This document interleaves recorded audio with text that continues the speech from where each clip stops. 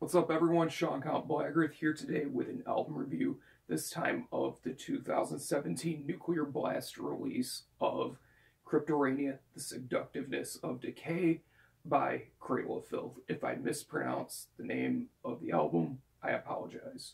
This album was voted over on my Patreon to be reviewed along with another album, so thank you to my patrons who decided to vote for this or whatever. And if you want to have a say in what I review next, check out my Patreon. Now, with Cradle of Filth, they're a symphonic extreme metal band, I guess I would classify them as at this point in their career. It started off as being a pretty influential gothic, symphonic, black metal band, very controversial to even remotely classify them as black metal to some people, but I feel like the Principle of Evil made flesh up to about Midian or undeniably black metal records up until they started going into the weird gothic territory that they went into with the 2000s, like Nymphetamine and Thornography. And while some of those albums, in my opinion, were good, and in fact Nymphetamine was one of the first black metal albums I ever heard, and the very first black metal song I ever heard was Medusa and Hemlock by Cradle of Filth on Headbangers Ball the Music Volume 2 compilation. That like changed my life, and then I started diving deeper, and then I kind of got away from Cradle of Filth for a while. It wasn't until recently that I gave their catalog another shot, and here I am. Now, a few years back, they released Hammer of the Witches. Hammer of the Witches, I thought, was an absolutely amazing return to form for them. It brought back elements of Dusk in Her Embrace and the Principle of Evil made flesh. I mean, even with that era, they went back and I believe it was a re-recording of Dusk in Her Embrace, which I still haven't listened to for some reason. But I feel like they were kind of not necessarily reinventing themselves, but almost having a rebirth, which I thought was excellent, and they were going in the right direction. And then Cryptoriana happens, and while I'm enjoying it, it's kind of forgettable at points, unfortunately. Now, I'm going to say this. Musicianship on this album is fantastic. I would say the best Cradle of Filth has ever sounded, and that's basically due to the fact this is pretty much an entirely different lineup from the inception of the band. And their progression has been relatively natural, I would say, with some hiccups.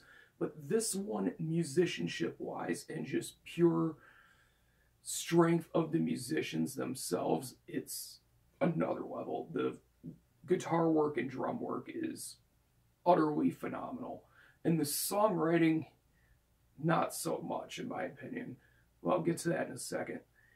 Some of the riffs on here are by far the most, I don't want to say technical, because that kind of gives the wrong impression, but by far the most complex that Cradle of Filth has ever done, which is very cool to hear coming out of them. But I feel like a lot of the atmosphere is kind of lost within that. Sure, it still has that misty, hazy sort of autumn atmosphere that I do genuinely love some Cradle of Filth for. I feel like a lot of that is kind of pushed back and kind of bringing forth more of the symphonic element and just the more theatrical approach. While I'm really enjoying the vocals on this for the first time in a long time, I feel like the songwriting is just so basic for every song. It follows one strict formula for pretty much every song, save for the opener. Every song, it starts off with being your classic Cradle of Filth sound, bit more complex sounding, and it goes into a gothic part. Now, I'm a fan of gothic metal, without a doubt. I have many gothic albums, including classics of like Theater of Tragedy and Old Serenia. I love stuff like that.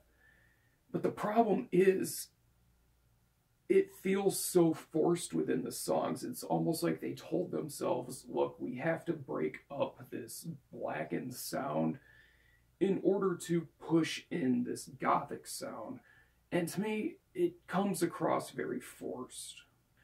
Now, what I was saying about the vocals being something that I enjoyed, Danny's voice on this sounds phenomenal. And the reason why I say that is those super high shrieks are toned back quite a bit. It's refreshing. His shrieks are one of those vocals for me where it's like, I can dig it to a certain extent, but it becomes way too much to the point where it's almost comical with how absurdly high it is. But he doesn't utilize it that much, which is perfect. I do like his more mid-range, I guess you could say, more, and he utilizes a lot of that along with spoken word and shit like that, which I think is awesome. And plus, Lindsay Schoolcraft's clean vocals and narrations really add to the story of it. And I love it. It truly does make the gothic elements feel more genuine, but the writing and execution of it from all the other members feels completely and utterly forced. Lyrically and thematically, perfect, as with every Cradle of Filth album. Regardless if I like certain albums from them or not, I will always appreciate Danny's lyrical approach, and it's no different on this. I was reading through the lyrics, and they're just absolutely unbelievable. And I highly recommend, if you do listen to this album, to sit down with the booklet and read the lyrics along while you listen to it, because it does truly enhance the story. And it does kind of give the atmosphere back, which I feel like is kind of lost within some of the musical elements, excuse me.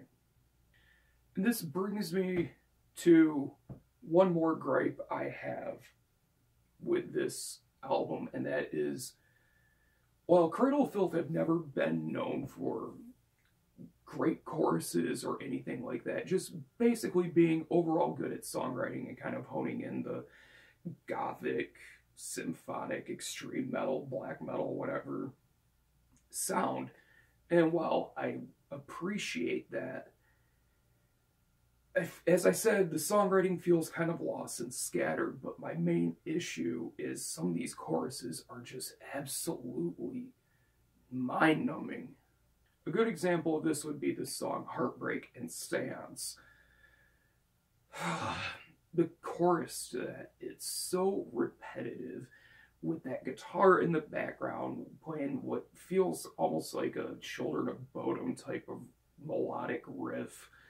And Danny's kind of, I don't want to say disimpassionate, but lacking a lot of feeling. His vocals are just lacking emotion. It just feels kind of dull, and it's so repetitive because he repeated it quite a few times in that song, and that seems to be the trend with almost every song on this album. On the surface, this album is actually very enjoyable if you're not going to be paying close attention to it. If you just want something that's in the background while you're working or doing something, I think it's great. But if you're sitting down and wanting to pay attention to all the detail of the music beyond the lyrics, you're going to be let down a little bit. And to me, that's how I feel, especially after coming off of Hammer of the Witches, which I thought was a phenomenal album. One of my favorites. I believe it was in 2015 when that came out. I absolutely love that album. I still do. I still spin it consistently. I think it's a great album. Whereas this, kind of a letdown in some aspects. And I just kind of, not necessarily wish that they would focus more on the black metal side, because I don't want that to be the thing that I convey in this. I want to convey the fact that I wish that they would not make their songwriting so basic and stick to one formula. They need to expand to keep the album refreshing and something different. The moment that there's something cool that happens, it's immediately slapped with a gothic part that feels forced, and I don't like it. Either work in the gothic female laden parts better, or just don't do them. But maybe to them, this is how they want to do it, and it somehow portrays the story in the way that they meant to. I don't know. I'm not here to judge them for that. I'm just here to give my opinion And my opinion is this album is just alright. If I was to give this a score, I'm going to go with a 6 out of 10. First time I heard it, I was impressed, but I wasn't really paying that close of attention to it. Second time listening to it, I started to pay attention more and I read along with the lyrics. I still enjoyed it, but its enjoyment level kind of went down a little bit. By the third, fourth, fifth, sixth time listening to it, It's one of those albums, as I said, great background music, but I wouldn't recommend listening to it with the intent to fully listen to it and try to find something more in it other than what it is. But if you do like this album and like what you've heard, definitely pick it up. I did.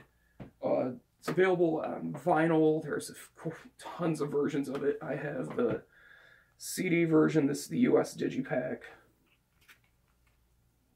Comes with 2 bonus tracks, A Night in Kettleflog Manor and Alice in Hell, which are 2 good bonus tracks, but I mean, I don't know.